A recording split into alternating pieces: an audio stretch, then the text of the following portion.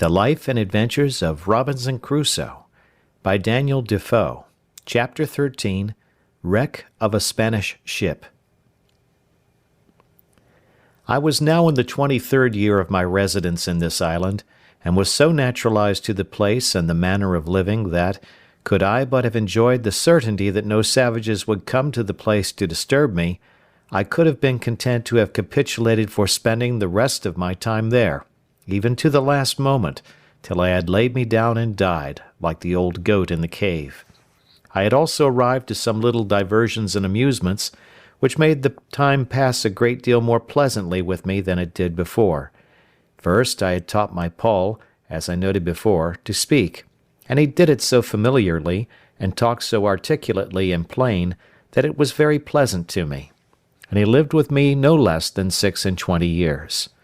How long he might have lived afterwards I know not, though I know they have a notion in the Brazils that they live 100 years. My dog was a pleasant and loving companion to me for no less than 16 years of my time, and then died of mere old age. As for my cats, they multiplied, as I have observed, to that degree that I was obliged to shoot several of them at first, to keep them from devouring me and all I had. But at length, when the 2 old ones I brought with me were gone, and after some time continually driving them from me, and letting them have no provision with me, they all ran wild into the woods, except 2 or 3 favourites, which I kept tame, and whose young, when they had any, I always drowned, and these were part of my family.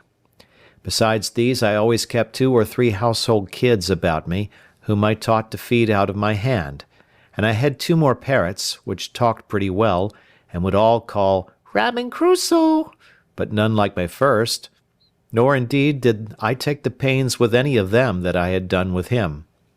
I had also several tame sea-fowls, whose name I knew not, that I caught upon the shore, and cut their wings, and the little stakes which I had planted before my castle wall being now grown up to a good thick grove, these fowls all lived among these low trees, and bred there, which was very agreeable to me, so that, as I said above, I began to be very well contented with the life I led, if I could have been secured from the dread of the savages. But it was otherwise directed, and it may not be amiss for all people who shall meet with my story to make this just observation from it. How frequently, in the course of our lives, the evil which in itself we seek most to shun, and which, when we are fallen into, is the most dreadful to us, is oftentimes the very means or door of our deliverance, by which alone we can be raised again from the affliction we are fallen into. I could give many examples of this in the course of my unaccountable life, but in nothing was it more particularly remarkable than in the circumstances of my last years of solitary residence in this island. It was now the month of December, as I said above, in my 23rd year, and this, being the southern solstice, for winter I cannot call it, was the particular time of my harvest, and required me to be pretty much abroad in the fields, when, going out early in the morning, even before it was thorough daylight, I was surprised with seeing a light of some fire upon the shore, at a distance from me of about 2 miles, toward that part of the island where I had observed some savages had been, as before, and not on the other side, but to my great affliction it was on my side of the island. I was indeed terribly surprised at the sight, and stopped short within my grove, not daring to go out, lest I might be surprised, and yet I had no more peace within, from the apprehensions I had that if these savages, in rambling over the island, should find my corn standing or cut, or any of my works or improvements, they would immediately conclude that there were people in the place, and would then never rest till they had found me out. In this extremity I went back directly to my castle, pulled up the ladder after me, and made all things without look as wild and natural as I could. Then I prepared myself within, putting myself in a posture of defence. I loaded all my cannon, as I called them, that is to say, my muskets, which were mounted upon my new fortification, and all my pistols, and resolved to defend myself to the last gasp, not forgetting seriously to commend myself to the divine protection, and earnestly to pray to God to deliver me out of the hands of the barbarians. I continued in this posture about 2 hours, and began to be impatient for intelligence abroad, for I had no spies to send out. After sitting a while longer, and musing what I should do in this case, I was not able to bear sitting in ignorance longer. So setting up my ladder to the side of the hill, where there was a flat place, as I observed before, and then pulling the ladder after me, I set it up again and mounted the top of the hill, and pulling out my perspective glass, which I had taken on purpose, I laid me down flat on my belly on the ground, and began to look for the place. I presently found there were no less than 9 naked savages sitting round a small fire they had made, not to warm them, for they had no need of that, the weather being extremely hot, but, as I supposed, to dress some of their barbarous diet of human flesh which they had brought with them, whether alive or dead I could not tell. They had 2 canoes with them, which they had hauled up onto the shore, and as it was then ebb of tide, they seemed to me to wait for the return of the flood to go away again. It is not easy to imagine what confusion this sight put me into, especially seeing them come on my side of the island, and so near to me. But when I considered their coming must be always with the current of the ebb, I began afterwards to be more sedate in my mind, being satisfied that I might go abroad with safety all the time of the flood of tide, if they were not on shore before. And having made this observation, I went abroad about my harvest work with the more composure. As I expected, so it proved, for as soon as the tide made to the westward I saw them all take boat and row, or paddle as we call it, away. I should have observed that for an hour or more before they went off they were dancing, and I could easily discern their postures and gestures by my glass. I could not perceive, by my nicest observation, but that they were stark naked, and had not the least covering upon them, but whether they were men or women I could not distinguish. As soon as I saw them shipped and gone, I took 2 guns upon my shoulders, and 2 pistols in my girdle, and my great sword by my side without a scabbard, and with all the speed I was able to make went away to the hill where I had discovered the first appearance of all. And as soon as I got thither, which was not in less than 2 hours, for I could not go quickly, being so loaded with arms as I was, I perceived there had been 3 canoes more of the savages at that place, and looking out farther, I saw they were all at sea together, making over for the main. This was a dreadful sight to me, especially as, going down to the shore, I could see the marks of horror which the dismal work they had been about had left behind it,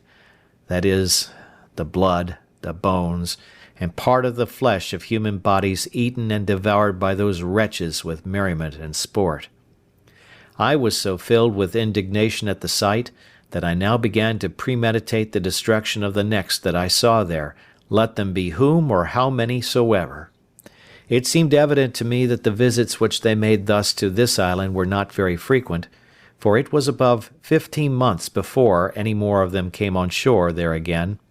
That is to say, I never saw them or any footsteps or signals of them in all that time, for as to the rainy seasons, then they are sure not to come abroad, at least not so far. Yet all this while I lived uncomfortably by reason of the constant apprehensions of their coming upon me by surprise, from whence I observe that the expectation of evil is more bitter than the suffering, especially if there is no room to shake off that expectation or those apprehensions. During all this time I was in a murdering humour, and spent most of my hours, which should have been better employed, in contriving how to circumvent and fall upon them the very next time I should see them, especially if they should be divided, as they were the last time, into 2 parties. Nor did I consider at all that if I killed one party, suppose 10 or a dozen, I was still the next day, or week, or month, to kill another, and so another, even ad infinitum, till I should be, at length, no less a murderer than they were in being man-eaters, and perhaps much more so. I spent my days now in great perplexity and anxiety of mind, expecting that I should one day or other fall into the hands of these merciless creatures, and if I did at any time venture abroad, it was not without looking around me with the greatest care and caution imaginable. And now I found, to my great comfort, how happy it was that I had provided a tame flock or herd of goats, for I durst not upon any account fire my gun, especially near that side of the island where they usually came, lest I should alarm the savages, and if they had fled from me now, I was sure to have them come again with perhaps 200 or 300 canoes with them in a few days, and then I knew what to expect. However, I wore out a year and 3 months more before I ever saw any more of the savages, and then I found them again, as I shall soon observe. It is true they might have been there once or twice, but either they made no stay, or at least I did not see them, but in the month of May, as near as I could calculate, and in my 24th year, I had a very strange encounter with them, of which in its place. The perturbation of my mind during this 15 or 16 months' interval was very great. I slept unquietly, dreamed always frightful dreams, and often started out of my sleep in the night. In the day great troubles overwhelmed my mind, and in the night I dreamed often of killing the savages and of the reasons why I might justify doing it. But to waive all this for a while. It was in the middle of May, on the 16th day, I think, as well as my poor wooden calendar would reckon, for I marked all upon the post still. I say, it was on the 16th of May that it blew a very great storm of wind all day, with a great deal of lightning and thunder, and a very foul night it was after it. I knew not what was the particular occasion of it, but as I was reading in the Bible, and taken up with very serious thoughts about my present condition, I was surprised with the noise of a gun, as I thought, fired at sea. This was, to be sure, a surprise quite of a different nature from any I had met with before, for the notions this put into my thoughts were quite of another kind. I started up in the greatest haste imaginable, and in a trice clapped my ladder to the middle place of the rock, and pulled it up after me, and mounting it the second time, got to the top of the hill the very moment that a flash of fire bid me listen for a second gun, which accordingly, in about half a minute, I heard, and by the sound, I knew that it was from that part of the sea where I was driven down the current in my boat. I immediately considered that this must be some ship in distress, and that they had some comrade, or some other ship in company, and fired these for signals of distress, and to obtain help. I had the presence of mind at that minute to think, that though I could not help them, it might be that they might help me, so I brought together all the dry wood I could get at hand, and making a good handsome pile, I set it on fire upon the hill. The wood was dry, and blazed freely, and though the wind blew very hard, yet it burned fairly out, so that I was certain, if there was any such thing as a ship, they must needs see it. And no doubt they did, for as soon as ever my fire blazed up, I heard another gun, and after that several others, all from the same quarter. I plied my fire all night long, till daybreak, and when it was broad day, and the air cleared up, I saw something at a great distance at sea, full east of the island, whether a sail or a hull I could not distinguish, no, not with my glass. The distance was so great, and the weather still something hazy also, at least it was so out at sea. I looked frequently at it all that day, and soon perceived that it did not move, so I presently concluded that it was a ship at anchor, and being eager, you may be sure, to be satisfied, I took my gun in my hand and ran towards the south side of the island to the rocks where I had formerly been carried away by the current, and getting up there, the weather by this time being perfectly clear, I could plainly see, to my great sorrow, the wreck of a ship, cast away in the night upon those concealed rocks which I found when I was out in my boat, and which rocks, as they checked the violence of the stream, and made a kind of counter-stream or eddy, were the occasion of my recovering from the most desperate, hopeless condition that ever I had been in all my life. Thus, what is one man's safety is another man's destruction, for it seems these men, whoever they were, being out of their knowledge, and the rocks being wholly under water, had been driven upon them in the night, the wind blowing hard at east-northeast. Had they seen the island, as I must necessarily suppose they did not, They must, as I thought, have endeavored to have saved themselves on shore by the help of their boat. But their firing off guns for help, especially when they saw, as I imagined, my fire, filled me with many thoughts. First, I imagined that upon seeing my light they might have put themselves into their boat, and endeavored to make the shore, but that the sea running very high, they might have been cast away. Other times I imagined that they might have lost their boat before, as might be the case many ways, particularly by the breaking of the sea upon their ship, which many times obliged men to stave or take in pieces their boat, and sometimes to throw it overboard with their own hands. Other times I imagined they had some other ship or ships in company, who, upon the signals of distress they made, had taken them up and carried them off. Other times I fancied they were all gone off to sea in their boat, and being hurried away by the current that I had been formerly in,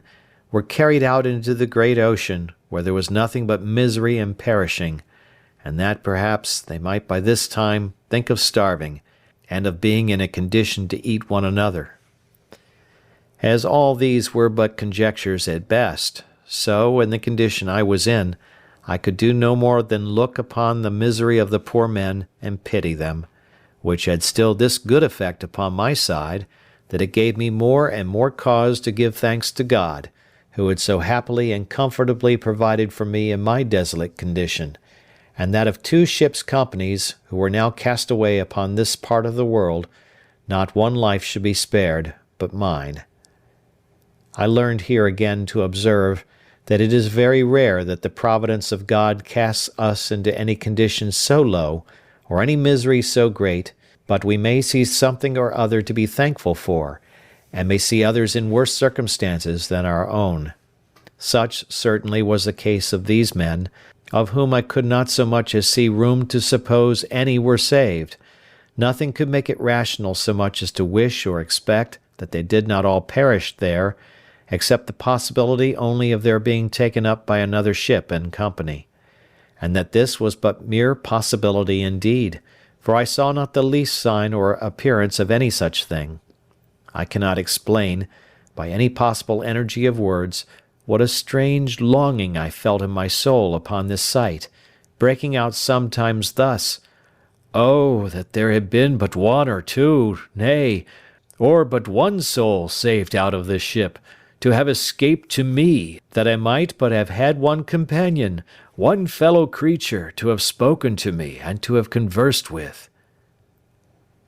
In all the time of my solitary life I never felt so earnest, so strong a desire after the society of my fellow creatures, or so deep a regret at the want of it. These were some secret springs in the affections which, when they are set a-going by some object in view, or, though not in view, yet rendered present to the mind by the power of imagination, that motion carries out the soul, by its impetuosity, to such violent, eager embracings of the object, that the absence of it is insupportable. Such were these earnest wishings that but one man had been saved. I believe I repeated the words, "Oh, that it had been but one!" 1,000 times, and my desires were so moved by it, that when I spoke the words my hands would clinch together, and my fingers would press the palms of my hands, so that if I had had any soft thing in my hand I should have crushed it involuntarily, and the teeth of my head would strike together, and set against one another so strong, that for some time I could not part them again. Let the naturalists explain these things, and the reason and manner of them. All I can do is to describe the fact, which was even surprising to me when I found it, though I knew not from whence it proceeded. It was doubtless the effect of ardent wishes, and of strong ideas formed in my mind, realizing the comfort which the conversation of one of my fellow Christians would have been to me. But it was not to be. Either their fate or mine, or both, forbade it. For, till the last year of my being on this island, I never knew whether any were saved out of that ship or no, and had only the affliction, some days after, to see the corpse of a drowned boy come on shore at the end of the island which was next the shipwreck. He had no clothes on but a seaman's waistcoat, a pair of open-kneed linen drawers, and a blue linen shirt, but nothing to direct me so much as to guess what nation he was of. He had nothing in his pockets but 2 pieces of 8 and a tobacco pipe. The last was to me of 10 times more value than the first. It was now calm, and I had a great mind to venture out in my boat to this wreck, not doubting but I might find something on board that might be useful to me. But that did not altogether press me so much as the possibility that there might be yet some living creature on board, whose life I might not only save, but might, by saving that life, comfort my own to the last degree, and this thought clung so to my heart that I could not be quiet night or day, but I must venture out in my boat on board this wreck. And committing the rest to God's providence, I thought the impression was so strong upon my mind that it could not be resisted, that it must come from some invisible direction, and that I should be wanting to myself if I did not go. Under the power of this impression, I hastened back to my castle, prepared everything for my voyage, took a quantity of bread, a great pot of fresh water, a compass to steer by, a bottle of rum, for I had still a great deal of that left, and a basket of raisins, and thus, loading myself with everything necessary, I went down to my boat, got the water out of her, got her afloat, loaded all my cargo in her, and then went home again for more.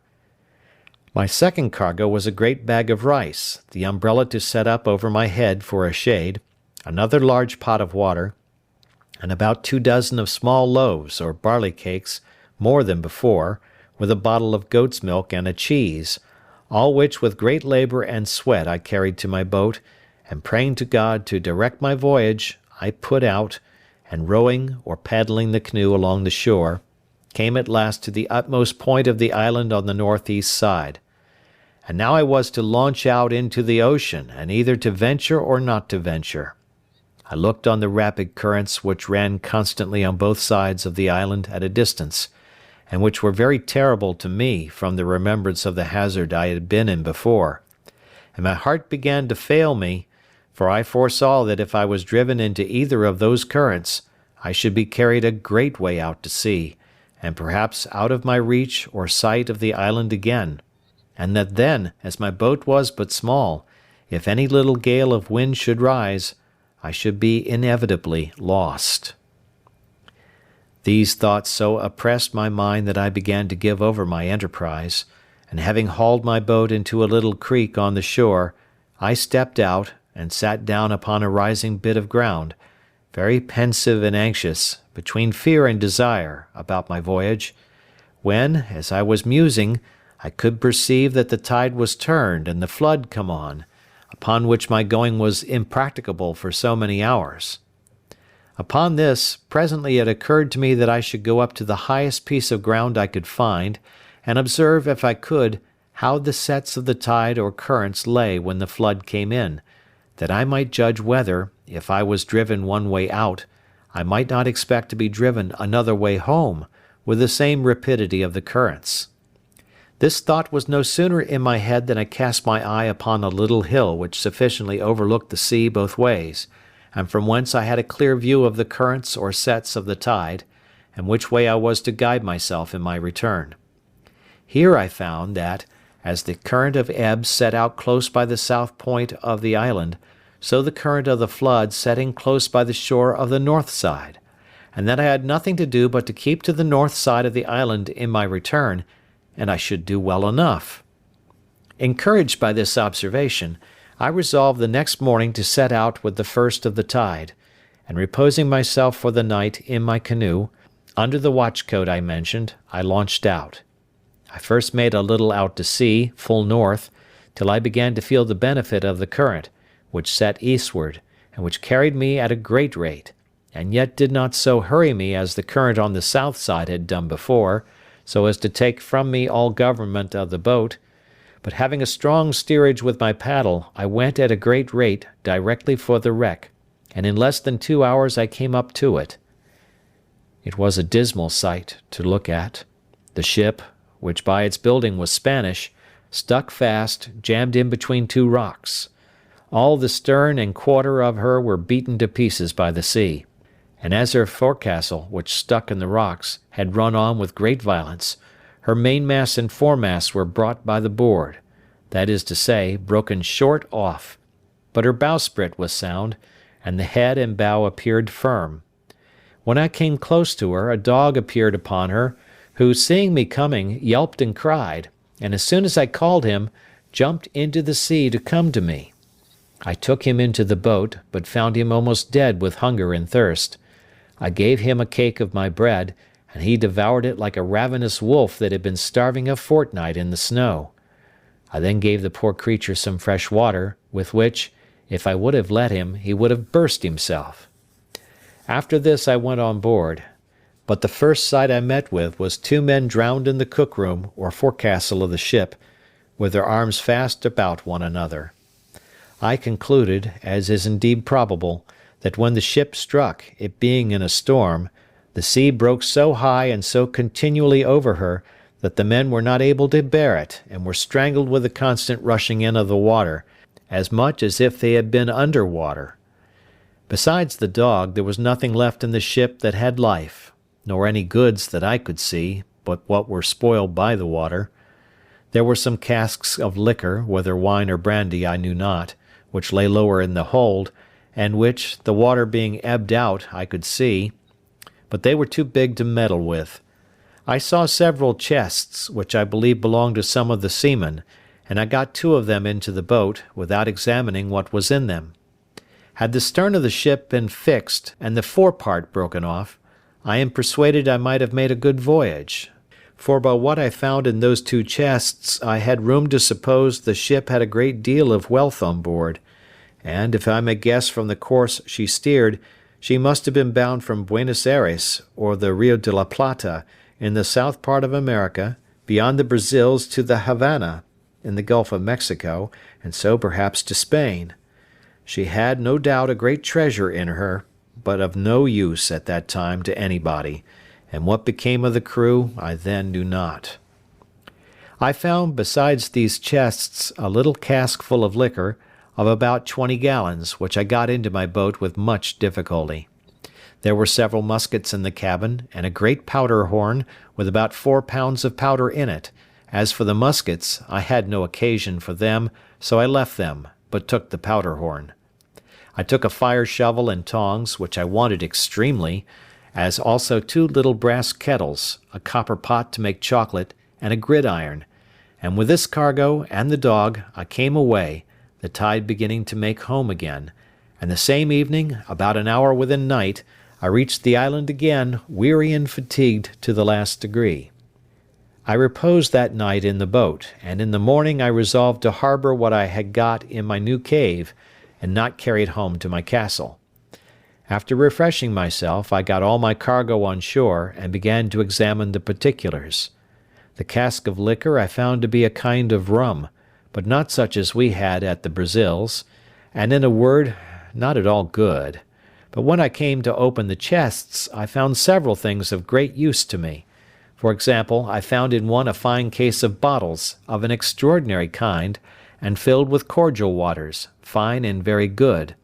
The bottles held about 3 pints each, and were tipped with silver.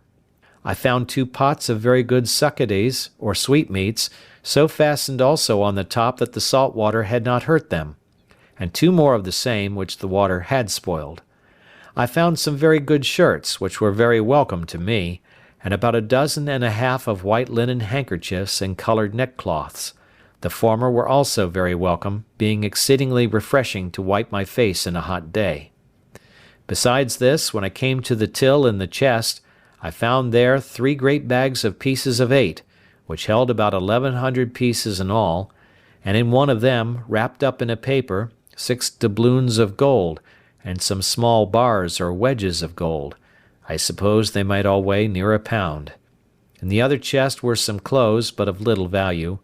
but by the circumstances it must have belonged to the gunner's mate,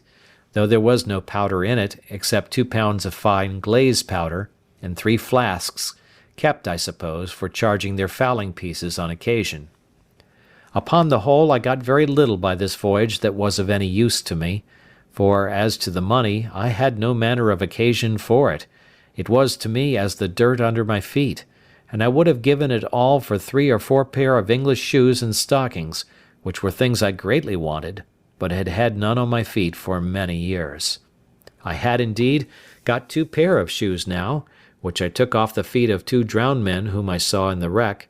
and I found 2 pair more in one of the chests, which were very welcome to me, but they were not like our English shoes, either for ease or service, being rather what we call pumps than shoes.